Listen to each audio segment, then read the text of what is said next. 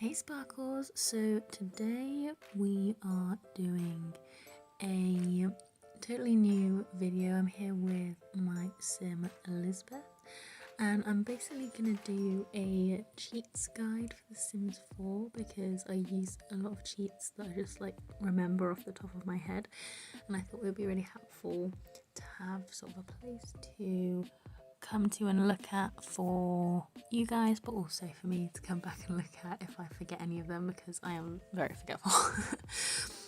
So the first thing that you probably want to know is to open the cheats bar. You have to press Control, Shift and C, and then you can type in any of the cheats that you want, and just to close that bar you press Escape. But yeah, so the first cheat that's probably the most important is testing cheats on. You can also use testing cheats true, I think, and it still works. I haven't had any issues with either of those before, so you can use either of those. And then you have several options. After you've turned cheats on, you have several options in game. So you can shift click your Sims mailbox for several cheat options. I often use this to fill the needs of the household. If I am trying to take screenshots and stuff, you don't want your sim to be all stinky and things, so that's what I often use it for. But there are a bunch of other cheats and things you can use here. So you can also shift click the ground, and then you can teleport your sim places. I often end up doing this with toddlers if they're being really glitchy and I get fed up of them. So that's something that I do.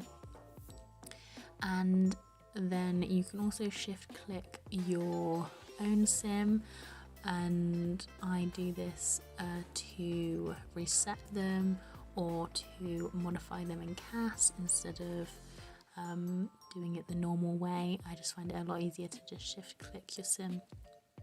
And I think you can also do this with NPCs or other sims that you're not sort of active on. Okay, so moving on to money cheats. You can add money to your household by, if you type in ka-ching, that will add 1,000 simoleons to your money, your household funds. And if you type in motherload, that gives you 50,000 simoleons. And finally, if you just type in money and then type whatever number you want after it, you can set your own funds in your household to any number. So I use this to set it back to 0, for example, or if I want a particular price for a house, I'll set it a little higher than if I need to. So that's what I tend to use that for. And then we can also move on to talk about CAS. So the one I use for CAS is CAS.full edit mode. This allows you to basically have the full range of CAS and this works with NPCs as well, which is really good. But I would say that if you age Sims up and down in CAS, you should be careful because it will age them up to the same number of days.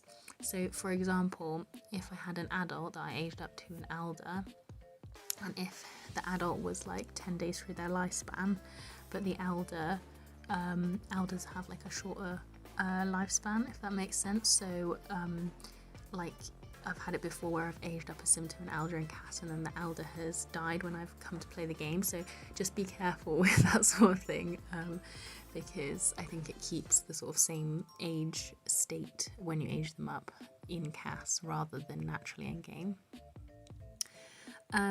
For some build cheats, the one I use the most is BB Move Objects On. That's perfect for if you want to use Alt to place objects.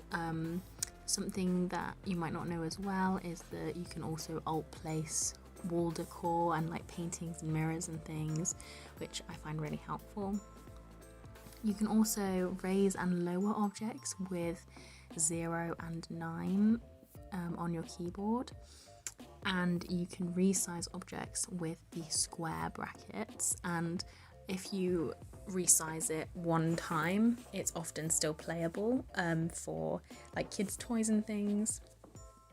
And to unlock debug or extra gameplay objects, you can use bb.ignore gameplay unlocks entitlement.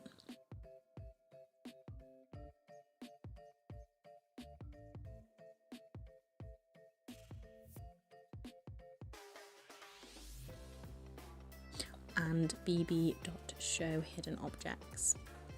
And from that, if you type in debug, you can find all sorts of things like fruit, plants, fencing, all sorts of random objects and items that you wouldn't normally find in game. Also, if you are on a lot where build mode is disabled, you can use bb.freebuild to enable you to build there, which is I find really helpful. I use that a lot for community lots and things. Just a note to say that I said bb freebuild on or something, but it's actually bb.enable freebuild. And if you want to turn the grid off, there is a toggle key, which is the letter G.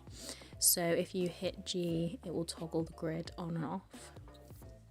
And you can hold shift to cover entire floors or walls when you are using the painting tool. And if you hold Alt, it will do one wall for you.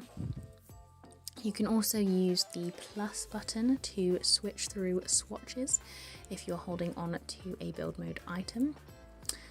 And you can use the hotkeys H, E, K and R to use the hand tool, the eyedropper, the sledgehammer and the design tools at the top of your build mode.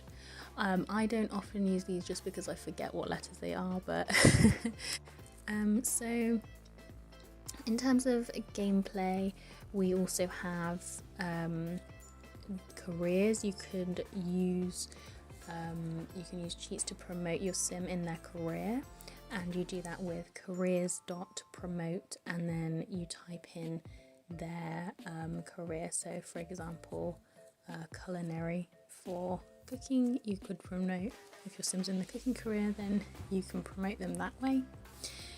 And you can also set their skills to a certain level with stats.set_skill_level space major underscore, and then whatever skill you want to up, like handiness, and then space, and then you type in whatever level you want to set them to. Like if you wanted to max out their skill, you could set it to 10, and that's all you need to put for that one.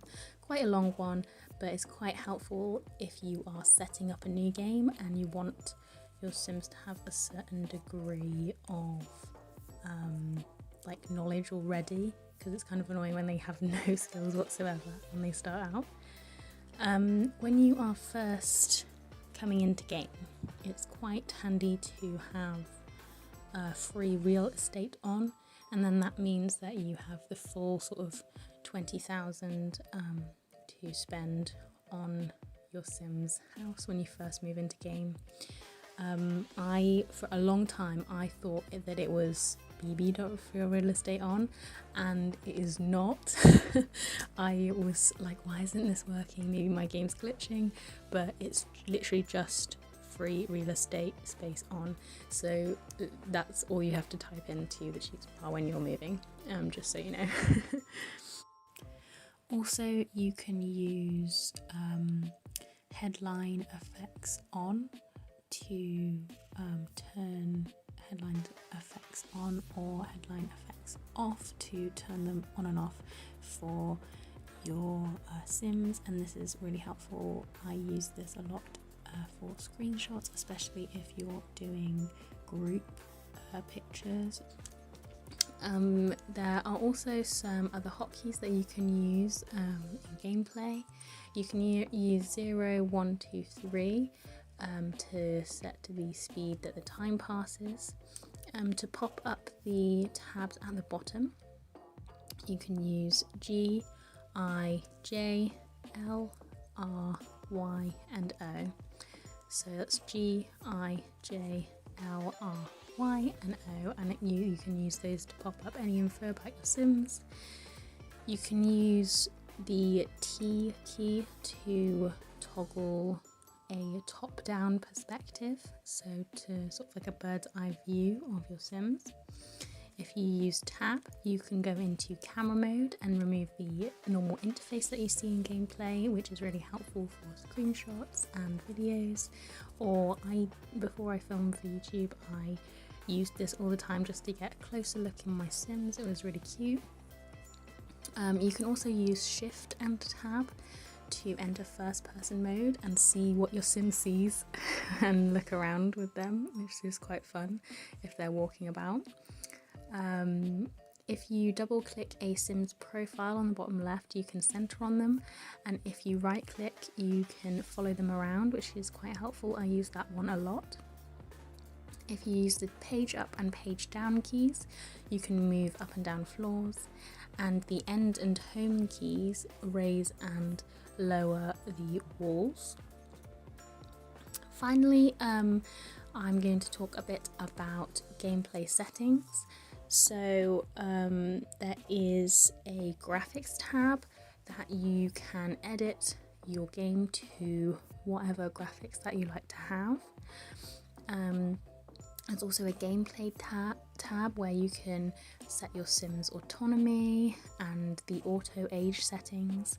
You can also change their lifespans and see whether you want to include wants and fears, lifestyles and neighborhood stories in your game. For the environment tab, you can set the lunar cycle, seasons and snowy escape settings.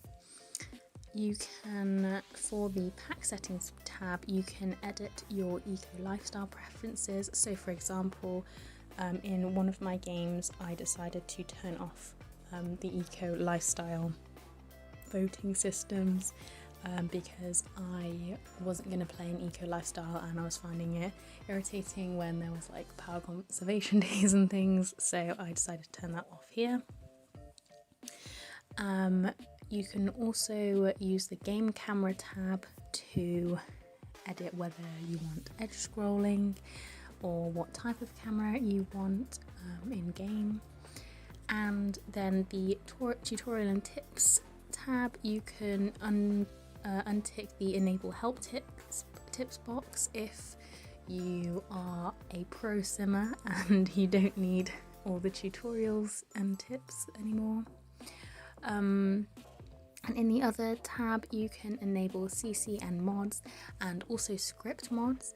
This is important if you add mods that need script mods to your game, because I think the default setting for this is to not have script mods enabled, so that's important. If you do want to add mods to your game, just check whether that's enabled or not.